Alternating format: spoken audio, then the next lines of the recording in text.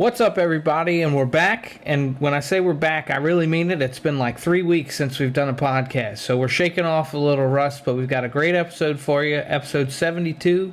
Travis Piercefield is here. He's been fielding some of our broadcasting duties lately, and he's got a really interesting racing background. So we're going to sit down with him and talk to him in a few minutes. And Roger and I will catch up with some of the things we've got going on in the league. We'll get started here in just a minute. Welcome to the Pitside Podcast, where we discuss the latest news and developments in the Coast to Coast Racing League, as well as other racing news inside and out of iRacing.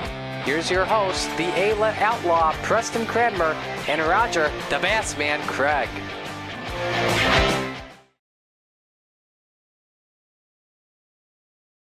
Yep, so like I said, been a little while since we've gotten a chance to catch up with everybody. Lots going on in the league. You know, we're in the thick of the season, and I've been doing a little racing, a couple of rainouts too. And then Roger went on like a 6-week vacation, I think. So things busy all around. So tell us about your trip. Well, first of all, like we haven't talked since the Super Dirt Week, which was probably it was the most successful one to date. It was just like unbelievable. I think we had 73 guys sign up. We raised $2,700, which was like about 1,000 over, what I thought we would target. Kudos to all the guys. I mean, there was just so much good participation. Guys loved it. We'll definitely be doing another one of those again.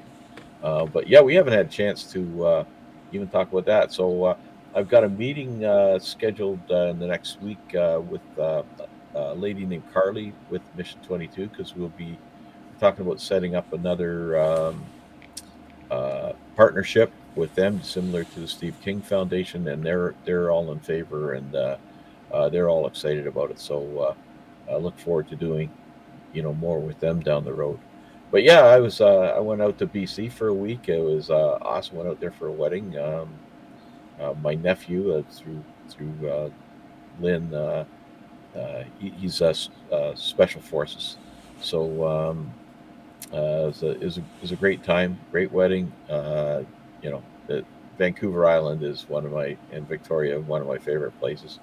The only downside was I got off the plane, and we got a text as we get off the plane from my brother-in-law who tested positive for COVID. So my wife and I were in isolation for 5 days, and yesterday was our first day of freedom, so it was great to get out, and the weather's good, so it's all been good. So but I'll tell you, rusty on the track, I suck worse than ever, but it is what it is. Well, I've been here all season and I'm having the same problem, so don't draw too many conclusions. Well, the one thing we maybe should bring up too, just before we move on too far, is some of the racing's been pretty rough. There's some surprising guys with high ILs.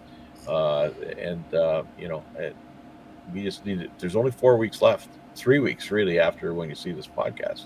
So there's not much time to get the ILs down, and some good races going down the pipe. So it should really be interesting. But it's been a great season. I think since Super Dirt Week, I don't know, it's like 12 or 15 guys have joined the league. Like, it's been crazy. Yeah. So it's everything's going in the right direction.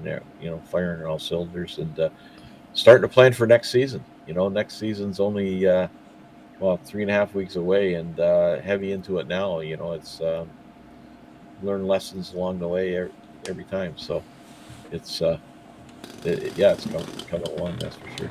And I also just want to remind everybody to get out and run Friday Night Lights.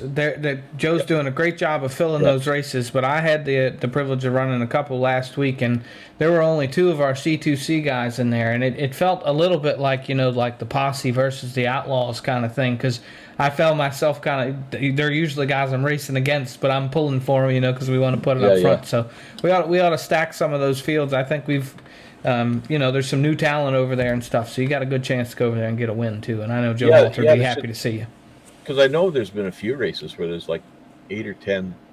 I remember the one, he had a real rough, the second race was really rough, first 2 races, and the third race, somebody made the comment, it was a lot cleaner racing, there was more C2C guys in there.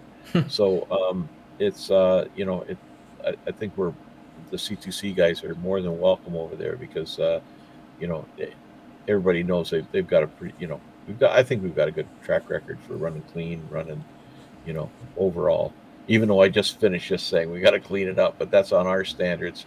But I think overall, um, our guys represent well, and Joe is just doing a phenomenal job over there. That's for sure.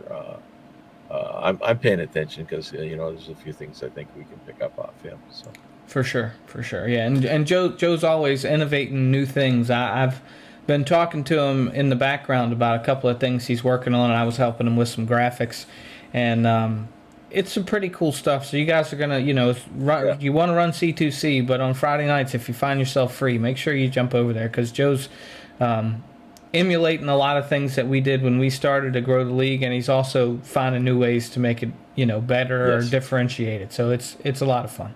Yeah, he's got a couple other things on the go.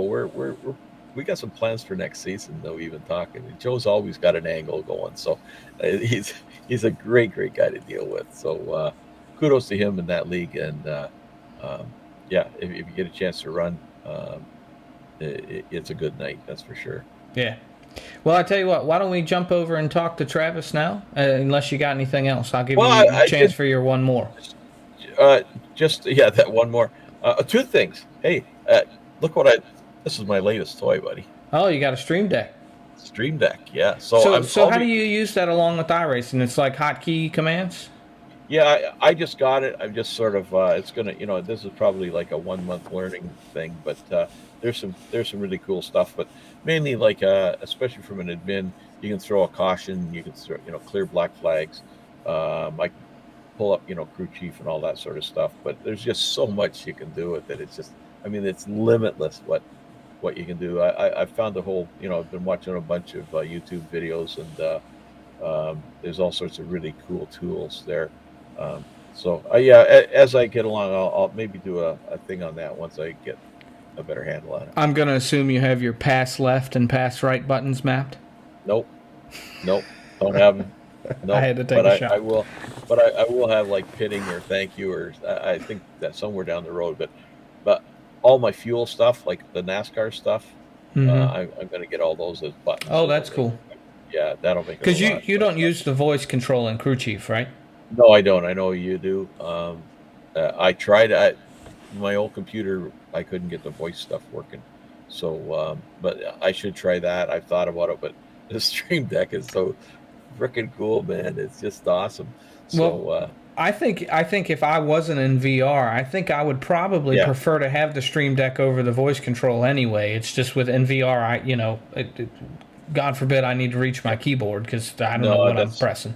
And that's where I made a conscious decision to stop using VR. One of these days I'll pull it back out and try it, but with the new triples and stuff, it's and from an admin perspective, it's much easier to have something like that. But yeah, it's super cool.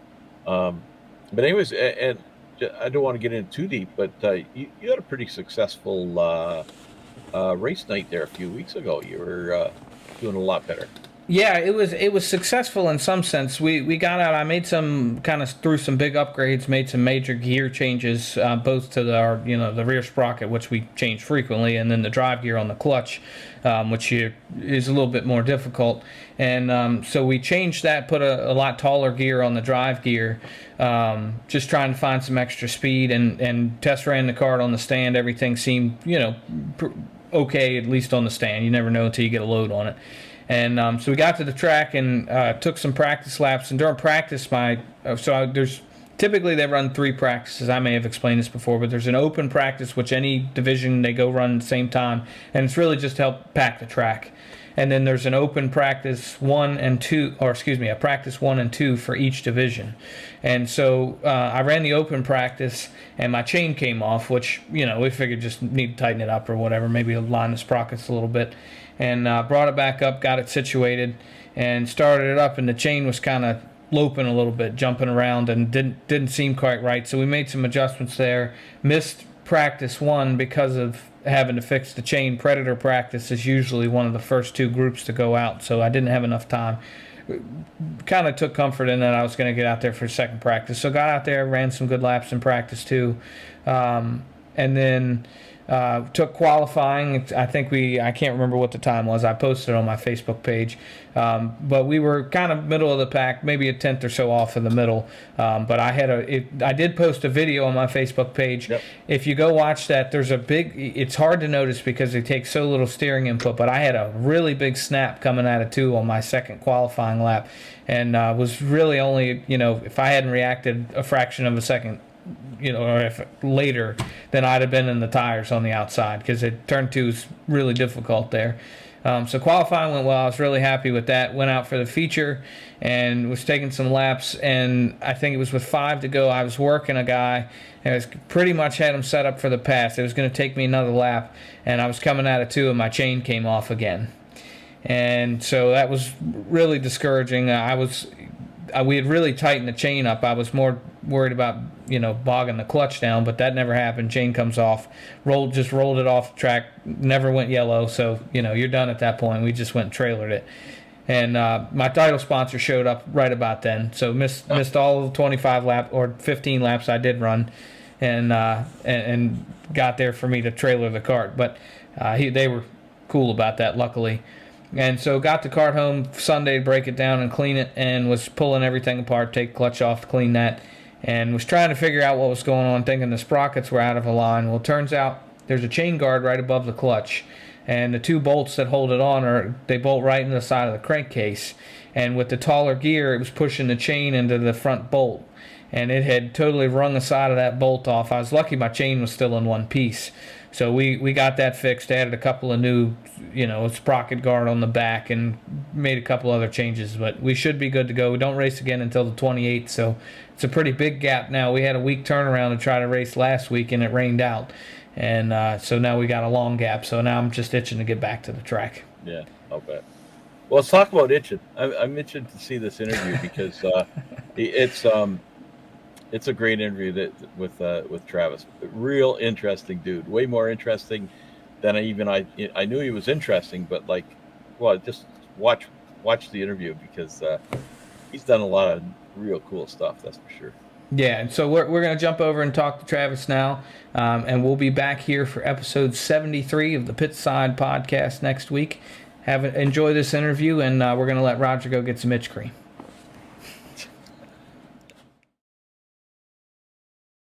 Here with a Piercefield, but it's not the one you normally hear. It's Travis Piercefield. How you doing, buddy? I'm good. How are you guys tonight? Doing well. Yeah, doing great, man.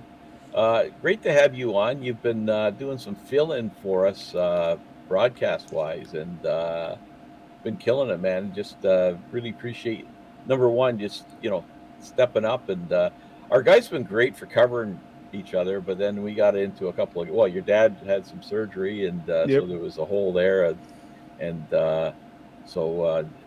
Junior filled in. So I want to go back. So I'm looking at your history here. You've had some real interesting jobs. I have. So I'm gonna go all the way back to 2011, because I want to talk about this one. Former Disney's Old Key West Resort. What did you do there? So I did it as part of their college program. So when I went to Orlando from Arizona, the plan was I was going to work the front desk at a resort. About a month and a half in, they decided that they had some staffing issues. So they picked actually me and one other guy that were doing the college program, and they put us in the back office at the resorts. So I spent a lot of time taking upset guest phone calls, and then also placing the room. So that was the fun part, because it was like a big Jenga puzzle where you'd have all these reservations and try to piece them together so they fit perfect. But it was a lot of fun. Learned a lot. Learned all about Disney's customer service, guest service. I found out President I'm drawing a blank. Carter used to go down there every Thanksgiving with his family. So he actually stayed at our resort, so we had to block off his room. He had Secret Service you had to block off. It was a really cool thing we got to do. But learned a lot that I still use 10, 11 years later now from from a customer service standpoint, and then just how you talk to guests and how you treat team members and all of that. I've known a few people who've gone to Disney, and yeah, from a customer service perspective, you've got the gold rating for that. Oh yeah, so, definitely. I guess you took it a few whoop-de-doo reviews, did you? I've done, yes, I have. I've done a few of those both while I worked there, and then he's a good candidate for the review committee. But yeah, no, it was a lot of fun. And then my brother actually did the program with me, so we both got to go down there. And if you weren't working, you got to go into the parks and spend more hours and more money at Disney than you were making to be there. So it was fun. Yeah. I hear you, man. So, anyways, that's interesting. But then you went on. Next is your consumer marketing executive at Talladega Speedway. Tell me all about that. So, some of you might know this. Andy, for me growing up, Andy raced dirt late models. So prior to when I was born, and then up until I was about 6, he raced dirt late models up in the Midwest.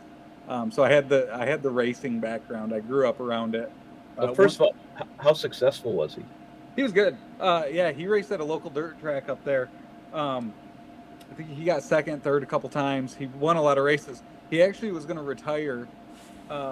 Since he won't talk about it, I'll talk about it. He was actually going to retire one year, and we went down to Florida for vacation in January, February.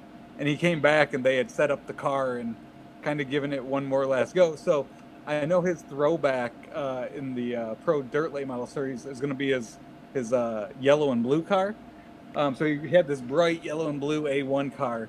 And when he came back from vacation, they'd made it all black, had a silver 75 on it. And actually that was his best year. It was the fastest car he ever had, and it was the last year he ran. So that's awesome. I think he could have raced and been successful beyond that, but he actually retired to spend more time with us, which was cool. But after Disney, and enough about your dad. So after Disney, I had that background, but I applied for a small ticket role at Talladega. And really, my racing background and growing up around it and just knowing NASCAR is what got me the job. I spent about a month and a half just cold calling NASCAR lists that NASCAR.com had gotten. So I was horrible in sales. I would call and say, hey, this is Travis for Talladega Super Speedway. Are you interested in tickets to this fall's race? No? Okay, well, we're here if you want to come sometime. And then that was it. But about halfway through that year, right after the spring race, they had a marketing job open up, and I fought for it. I interviewed for it, and basically it was the CMO at the time. I basically didn't give him a choice except for giving it to me. So I gave it all I had, and then fell into that role, and that was kind of my introduction to ISC within NASCAR at the time. And then I'm sure it fell into some other opportunities with NASCAR after that. So the next one is marketing supervisor at Arlington Park. Yep. So that was a horse track in Chicago. It actually just closed down. I think the Chicago Bears are trying to purchase the property to build a new stadium on it. So it was part of Churchill Downs. It gave me an opportunity to manage some people. And I think they offered me like $5,000 more a year, which in Alabama would have been great. But moving to Chicago, that $5,000 extra dollars didn't go that far. So I used it as an opportunity to learn. I managed some people, and then had some more control over things as well. And it was different. I knew nothing about horse racing. It was more of an event that you were selling. So again, just a good learning opportunity. It was my first time living alone. So it was an all-around learning experience for me. And at least it was dirt racing, I assume, or was it on grass? It was like a synthetic turf. Gotcha. Okay, not even dirt racing. So, so just jumping in on that one. So you're not that much of a horse fan, but did you see the race the other day, the Kentucky Derby? Oh, holy crap, that was just unbelievable. I've watched it about 5 or 6 times. It's like I compared it to me or Gary Taylor winning a Renegades race. I was gonna say, after talking to Preston before coming on air, maybe it was like Preston winning a race. Oh, Jesus. No. Man. No, that would be hurtful for me. It was nice having you on, Travis. Yeah, thanks for coming out. Have a good night. Okay, so from there, you moved to digital marketing manager at Phoenix Raceway. Yep. And that was like 2 years.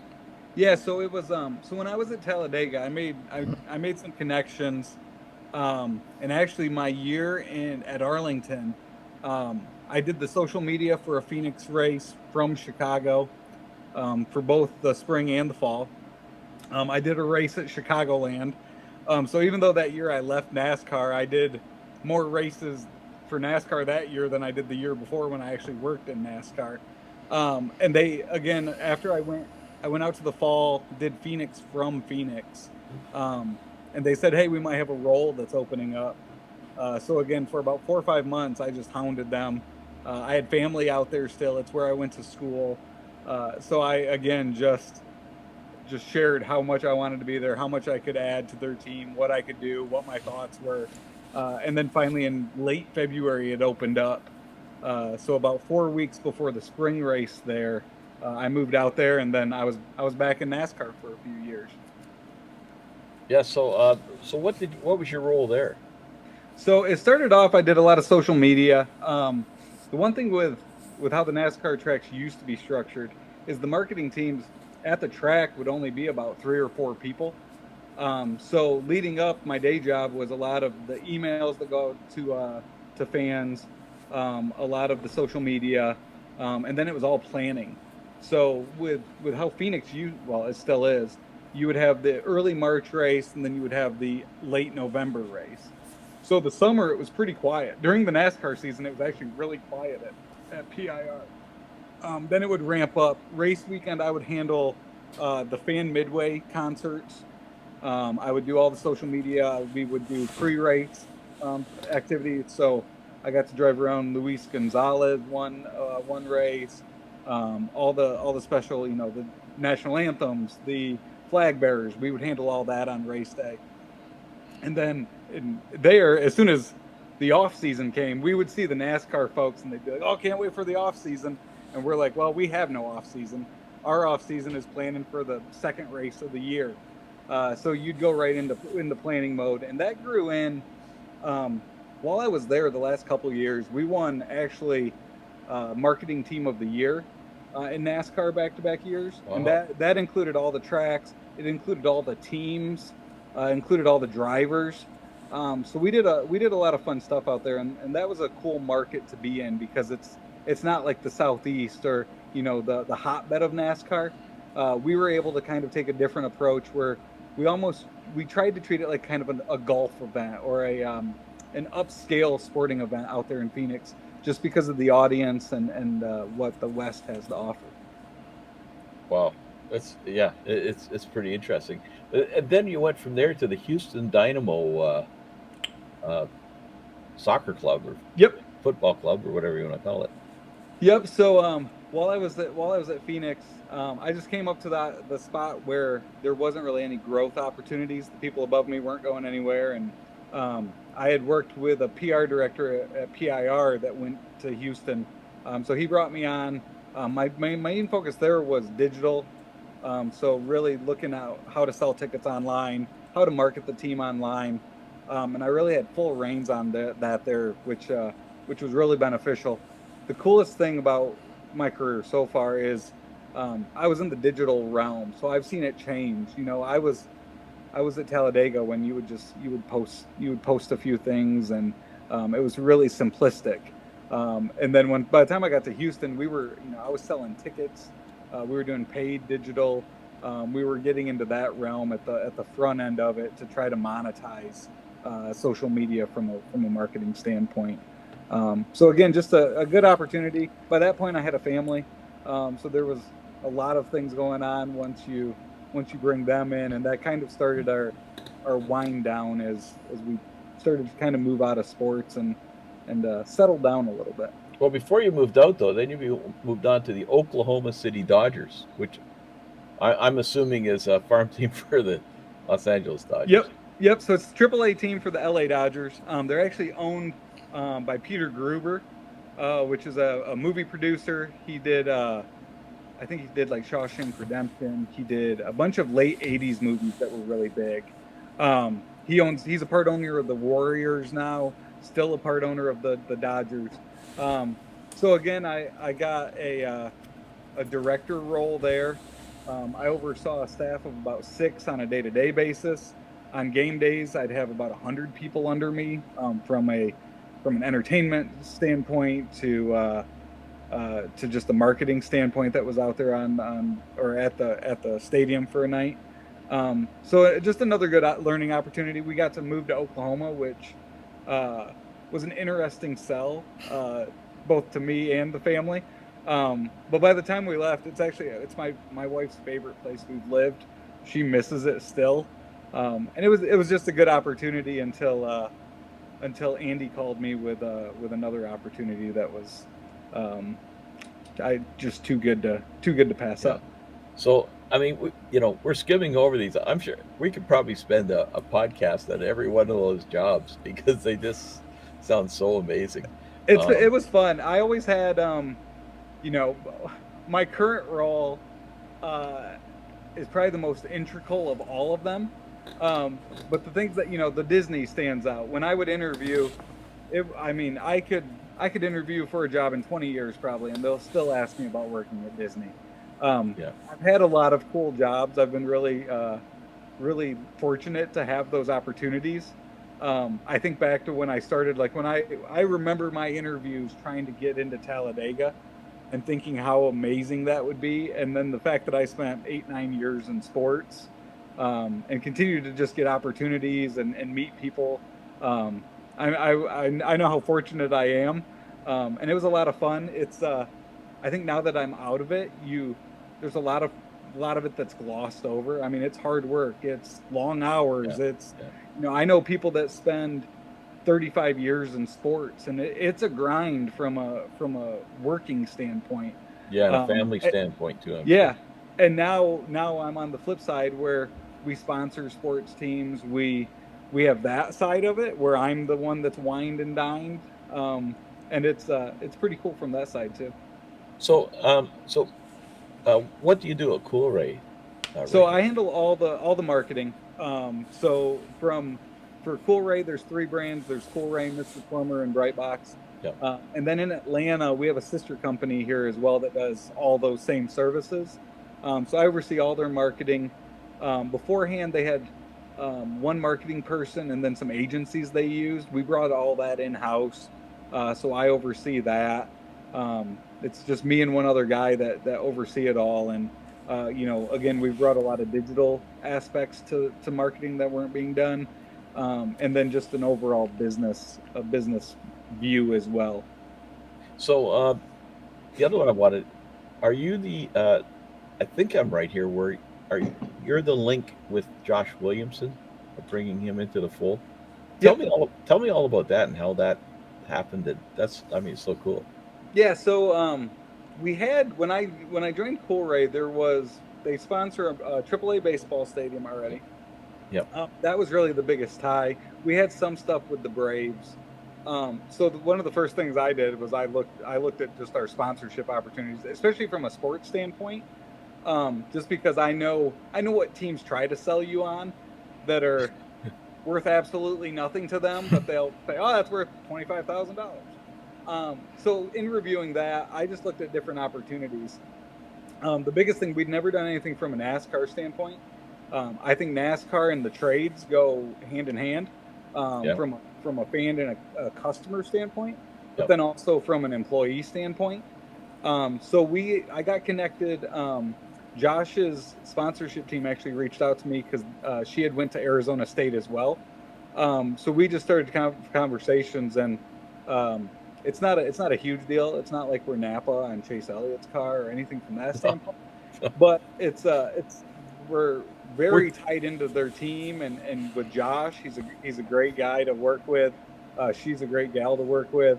And then on the flip side, we use it as an opportunity, one, to get out to the track at Atlanta. But then each race we've sponsored, we've had about 100 staff members that go out there. So the engagement's just been great. And everyone that's watching this is a race fan. A lot of them have never been to a race before, and they go to it and they're like, that I don't know what was going on. Like at one point hit it and I don't know why, but I want to go again just because it was fun and me and my family had a great time. So it's been really cool seeing some people that didn't grow up around racing that are now huge fans, and it gives them a car to root for while they're there. Yeah, oh, absolutely. It's that's super cool. And just to mention, I know you said you had some stuff with the Braves. I know we all shared a picture around during the World Series with Cool Ray all over the stadium. So that was maybe didn't know it was going to happen at first, but that was a big deal, I thought. Yeah, no, that was something we added as well. I think when COVID happened, from a marketing standpoint, we made a lot of adjustments, and one of them was talking to the Braves. And it hit at the right time, a great playoff run. It's on TV a lot. It's on. I mean, people post pictures with that thing behind them 20 times a night when there's a game there. So, yeah, we have a good footprint, and it's a fun brand because it's been in the market for so long that people know of what it is. So at the point we're at, we can just add some fun things that just remind people we're here when they need our help. Yeah, nothing like a World Series, and there's Cool Ray right behind home plate. Like, that was just incredible. Or on the board, but it was. I'm sure it was a big rush for everybody. Yep. So it's fun. So let's talk about the whole broadcasting thing, because I know, like, we've got Andy. So the sort of the way I see it, there's kind of two streams to this. There's the bleacher bums, which is kind of the informal. Our hometown heroes that fits in nicely, but then there's more of the I don't want to hurt Andy's feelings, but more of the professional broadcast. And don't get me wrong, we love what your dad does, but the part that you do, how did all this grow? Like all of a sudden, this came out of the blue. Like Andy started at ground zero. With this thing. So tell me what happened. Tell me about how it happened and how it grew and all that stuff. Well, he had gotten into into Cody, the Pro Dirt Late Model Series last year, and I'd tune in normally while I was putting the kids down to bed. I would have it on while I was waiting for them to fall asleep and everything like that. And then they came up where they had some races where they didn't have a broadcast partner. Yes. So towards the end of the year, they were scrambling a little bit, and then Andy and Cody concocted this plan of doing our own. So I think Andy weaseled me into it by going, oh, it's just the Pro Late Model Dirt Series, few times a year. We didn't know Cody would add 100 exhibition races a season and things like that. But it turned into that, and so I learned a lot, with our overlays that we do, and from a production standpoint, and with my background. A lot of it, in Oklahoma City, we broadcasted locally for about 15 games the year I was there. So the overlays and the production standpoint, I wish we had all that we had in Oklahoma City to do that. So we just put it together really for the Pro Late Model Dirt Series. Then we added the Next Gen Series that we also do on Sunday nights. I do that with John Hine. I found out about that a few weeks before the season started, so that got added, and then right before your guys' charity race, Andy was like, I'm not gonna be able to do this while I'm recovering, so can you jump in there? And it's been fun. I got the setup. Andy has a setup at his house. I have a setup at my house, so that we can just jump on there, do a few hours on the nights we're available, and then get off. Andy and I have talked about, I can't do his broadcast. He can't do mine. We're well aware of that. So I just know how to do it one way, and I try to put some homework in. I try to know what I'm talking about beforehand. Normally I have non-race stuff. I try to script out as much as possible, just because that's what I'm comfortable with. So I'll look up track info. I'll look up driver info. So I try to do my best Mike Joy impression and do as good of a broadcast as I can. Yeah, well, it's been the ones I've seen have been awesome, and especially like the point where you're at in your growth. I mean, like you're still in your inaugural season, I guess. Really. Yeah. So, oh yeah. It's and even your dad, like from ground zero, it's just it's constant improvement. So it's been Yeah, good. the hardest part's when the technical stuff goes out on you. That's when you're like, okay, that'll screw up your just mindset and where you're at from a broadcast standpoint. So normally, if my technical goes well, we're off to a pretty good night. And it's like I said, it's been fun. It gives me something to do at night. It allows my wife to have some free time, so I don't have to bug her for a couple hours, and she can go do her own thing, and it works out for everyone. So when you're not announcing, do you do any racing?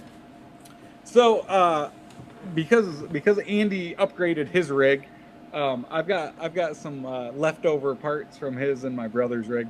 I need a screw to get my monitor on. So I've done some practice, but I've done no races. So that's on my list this summer, is to actually get some seat time, so I know what I'm talking about from that standpoint. Yeah. Come out for like one of the Saturday morning things. That's a good place to start, because a lot of times we're on the big tracks, it's asphalt.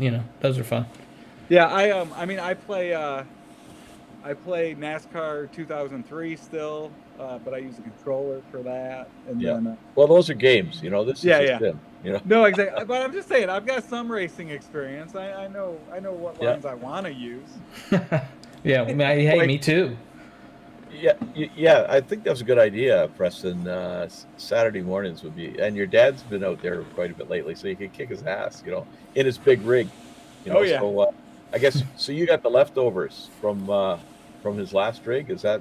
Yeah, I would say I've got the leftovers, but it's still a pretty sweet rig, so I don't complain at all. Especially it's been used. It's used, but it's still an awesome rig to have. Now, have you tried VR before at all? Mm-mm. Okay. Nope. If you get the opportunity to try it, at least try it. You'll hear different opinions from different people, but it's worth trying either way. It's a pretty mind-blowing experience. I got an Andy's rig, which obviously isn't. It's just a wraparound, but even all the extra stuff his has is quite the experience and adds to it. So I need to get some seat time just to get comfortable with it. When I've done some laps, I've done some over at Andy's where we see who can turn a fast lap, and my brother is actually really good, and he puts hardly any time into it. So one of those guys. Yeah. This summer I'll get in there. Cool.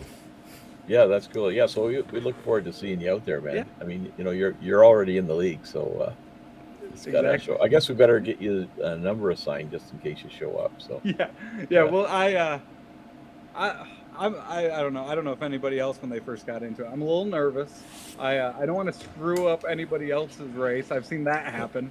But the one thing, the cool thing, even when I did that charity race for you guys, and the other leagues I do, it's just a bunch of good guys too. It's it's fun. It's serious at times, and obviously everyone cares, and that's what you want.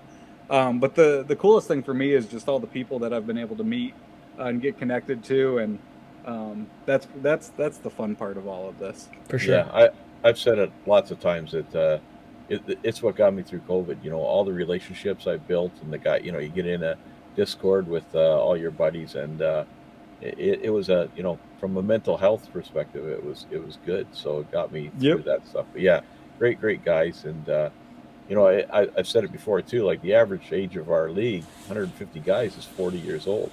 So it's it's mature guys, and come out. Don't I know that feeling about you get in a guy, and I don't want to ruin anybody's day and all that sort of stuff, but it's a pretty friendly crowd overall, especially if they know you're new, and it's you're going to make mistakes. So it's they tolerate me, so they'll definitely tolerate you. Yeah, no, I'll be out there. I'll be out there hopefully sooner than I'm planning now already. So we always have our questions, Preston, and it's a little bit awkward here, but I think I can still ask mine. I can't. Yeah. Yeah, you can't, but maybe you can twist it. While we're talking about this, you can figure out a way of. I've been working on it.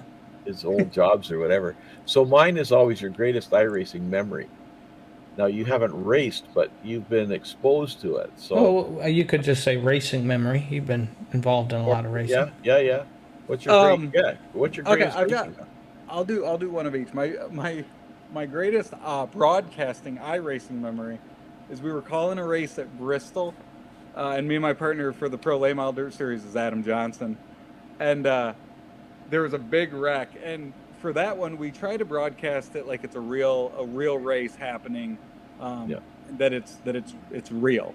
And there was a big wreck where a car went flying into the catch fence in turn one, and he just goes, "Oh, total carnage!" And just the way he said it, we both just died laughing. Where we couldn't get through the restart, we could not compose ourselves. And now, whenever we hear the word carnage, we just look at each other. And I actually dropped it on air last week, and he was like, "I hate you. Why do you have to bring that back?" Racing memory, also not a serious moment. Andy had won a race, and he had been battling this guy all season long, and they'd gotten into each other.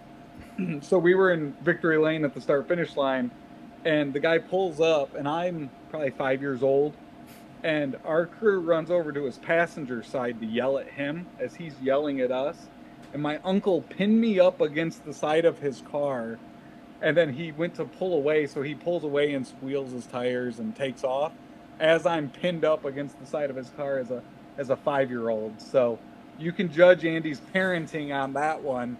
But I still remember just being in victory lane, them yelling at him, and then me always touching the dirt and feeling how hard and black it was. And as a kid, you're just like, "This is dirt. This doesn't feel like dirt. What is this?" So, a lot of fun. I remember going to races, and all you would smell in the car is like deodorant, because it's just a bunch of guys going to the racetrack. So I like the smell of right guard takes me back to going to a race. As a young kid, it's all the weird stuff that are my memories of being at the track as a kid. Well, keep going with that thought. Can you give us a couple of other? My mom always had the big camera that you like put up on your shoulder. Yeah. So she'd VHS Andy's races. We should hook her up with Boyd Dell. Yeah. And then that picture. I don't think I have it. Andy's dad was big into racing with us, so I actually have. This die-cast is actually his that I got after he passed.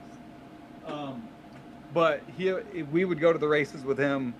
He was a mechanic on the car. But even after Andy retired, going to NASCAR races, and while I'll shoot you the picture later, Roger. I don't have it. When I worked at PIR, they had the cars or the guys that drive the drivers around in the back of the trucks. Yeah.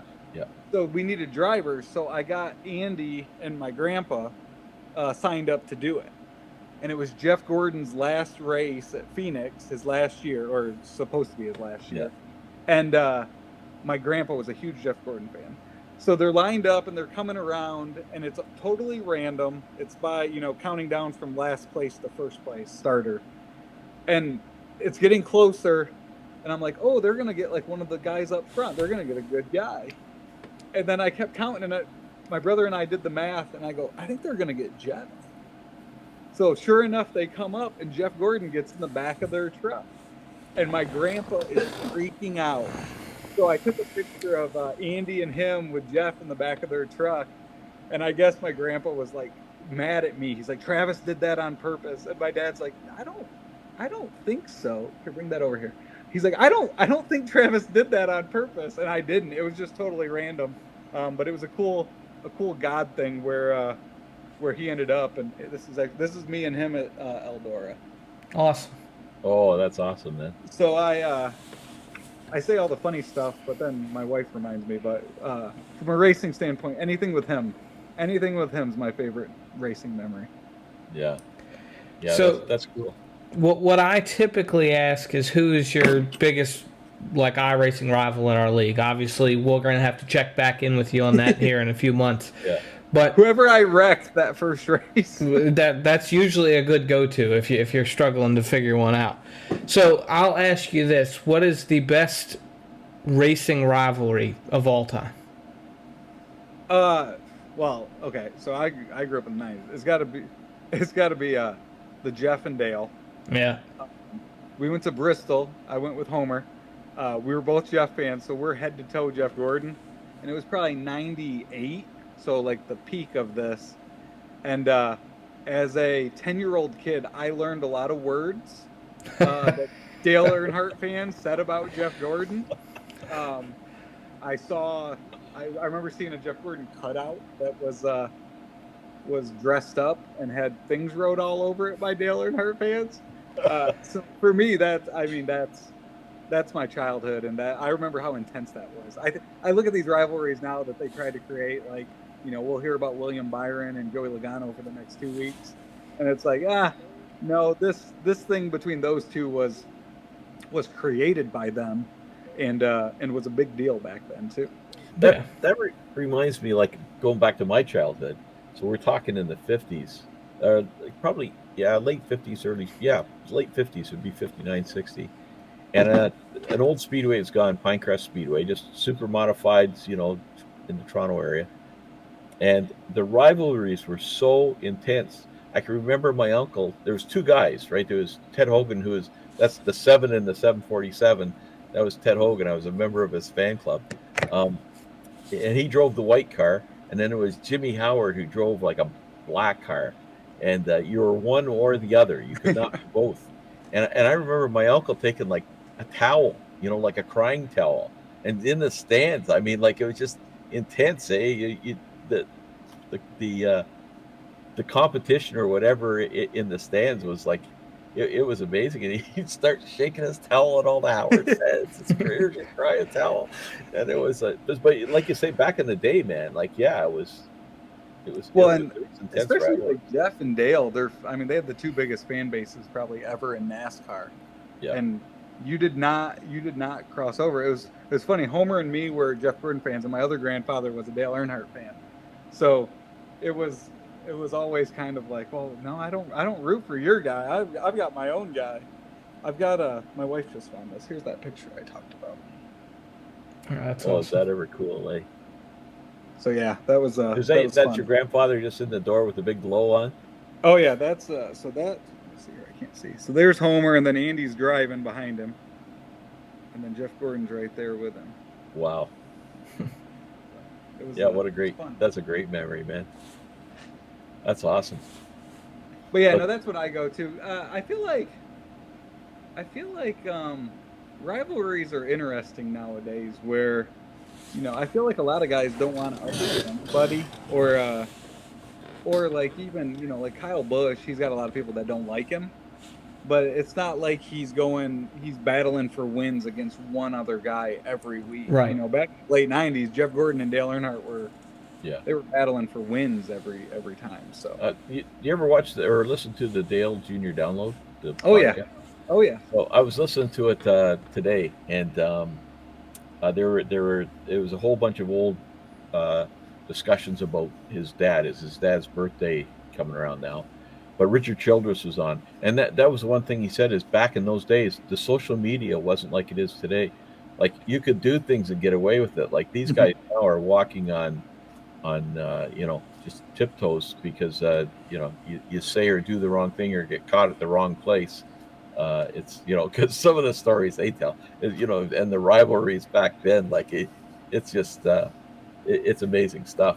But, well, and it's different. Even even when I worked in NASCAR, I feel like I worked with some people that grew up through. So like our track president at Phoenix, he came from Watkins Glen in the '90s.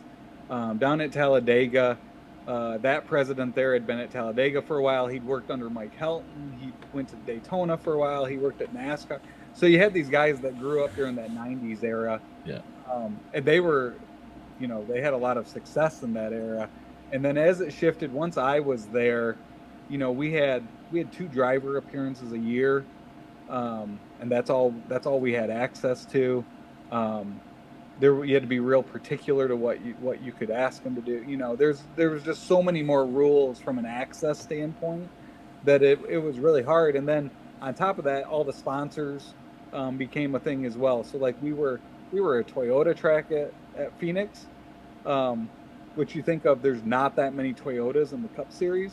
So, you know, we wanted to use Chase Elliott, and we wanted to use Jeff Gordon, and we wanted to use those guys, and you'd be really restricted in what you could do or what you could use to promote it. Where I think back in the 90s, everyone was everywhere. You know, Jeff Gordon was doing SNL, and Dale Earnhardt was on Wheaties boxes, and they were everywhere in these mainstream spots. Where now celebrities and athletes have so much control over their brand and image that they don't need the tracks, or they don't need other brands even to promote themselves. So it's changed. It's interesting. That's what I love about the iRacing. The guys that try to promote themselves and promote their racing, I think is a lot more fun, and it's almost kind of an old school way of it's like local dirt tracking. Yeah, it's grassroots on steroids a little bit. Yeah, Yeah. it's that grassroots. So it's a lot of fun. Well, buddy, it's been awesome having you on. We'll have to do this again, because I'm sure we could talk all night long with stories and stuff. But frankly, you might need your own podcast. I'm just saying. yeah, You got a lot of stories, or a lot of stories I want to hear. I told Andy last night I was coming on, so I told him to tune in, but he was giving me a hard time, and I was shocked he asked me. So I appreciate you guys having me on. We appreciate all your help and filling in. I hadn't had a chance to mention it, but Roger, back when you filled in for us during the charity race, you know, he mentioned you were filling in, and I know, you know, your dad had been the primary one that had been broadcasting for us, and no offense, but expectations weren't really there. It was just you were filling in, and I caught the broadcast a couple days later, and I was like, Travis has got some chops. So it was impressive. I thought you did a great job. I appreciate it. I try, and I look forward to doing more for you guys. yeah. Oh, we look forward to working with you down the road, and really appreciate you taking the time to talk with us tonight, and letting us talk about your history, even going back to Disney. So it's really cool. Next time we get you on, we'll tell us some embarrassing stories about your dad at the track back in the days. But sounds good. Yeah. I have been wondering if you require all our guests to submit a resume, because I had never heard that before. I didn't submit anything, so it's all. It was all in his Facebook profile. I just figured you went to LinkedIn then. Nope, it's fun. I'll do my shameless plug. Extreme E-Speed Network is on Facebook, and then you can catch me with the Pro Late Model Dirt Series. We have fun there, and then the Next Gen Series on Sundays, which is fun as well. And then from time to time, Roger lets me do some coast to coast racing. Well, and appreciate that, and like I say, for a startup, you guys have done an amazing job. And absolutely. And I know Cody's league is top notch, and I know when you're saying like you want the realism, Cody goes to the nth degree to get it just the way it is. So he does a great job there. But just want to thank you for coming on, buddy, and look forward to talking to you in the future. Sounds good. Thank you, guys. Have a great night. Yeah, Thanks, you Travis. too, man. All right, bye.